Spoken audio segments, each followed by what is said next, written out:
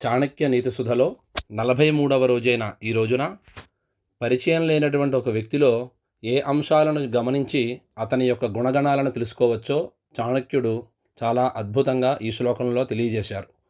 ఆచార కులమాఖ్యాతి దేశమాఖ్యాతి భాషణం సంభ్రమ స్నేహమాఖ్యాతి వపురాఖ్యాతి భోజనం అని చెబుతూ ఉన్నారు. అంటే ఒక మనిషి యొక్క ప్రవర్తన, మాట తీరు, అతని యొక్క ఆదరణ, అతని యొక్క శరీర సౌష్ఠవం, ఈ 4 చూసి అతని యొక్క గుణగణాలను చెప్పవచ్చని చెప్తున్నారు. అందులో మొదటిది అతని యొక్క ప్రవర్తన. ఒక వ్యక్తి 10 మందిలో ఎలా ప్రవర్తిస్తున్నాడో, అతను పెద్దలకు ఇచ్చేటువంటి గౌరవం ఏ పాటిదో అనేది మనం గమనించినట్లయితే ఆ వ్యక్తి ఏ వంశం నుండి వచ్చాడో, వారి ఇంట్లో తల్లిదండ్రులు నేర్పినటువంటి సంస్కారం ఏమిటో తెలిసిపోతుంది. రెండవది అతని యొక్క మాట తీరు. మాట్లాడేటువంటి యాస, ఉపయోగించేటువంటి పదాలు తన యొక్క ప్రాంతాన్ని ప్రతిబింబిస్తూ ఉంటాయి. అందువల్లే భాష అనేది కేవలం భావ వ్యక్తీకరణ మాత్రమే కాదు, అది మూలాల యొక్క చిరునామాగా కూడా చెప్తూ ఉన్నారు. మూడవది అతని యొక్క ఆదరణ.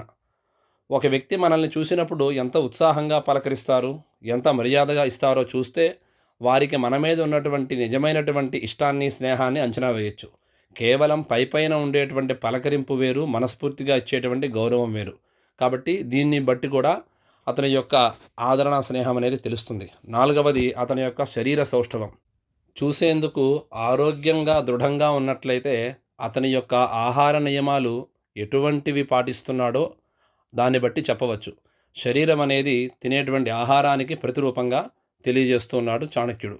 కాబట్టి దీన్ని బట్టి మనం అర్థం చేసుకోవలసింది, మనం ఎక్కడికి వెళ్ళినప్పటికీ కూడా మనతో పాటు మన కుటుంబ గౌరవాన్ని, మన ప్రాంతపు సంస్కృతిని కూడా తీసుకెళ్తూ ఉంటాం.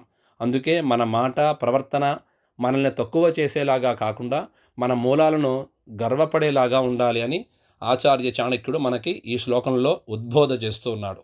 స్వస్తి.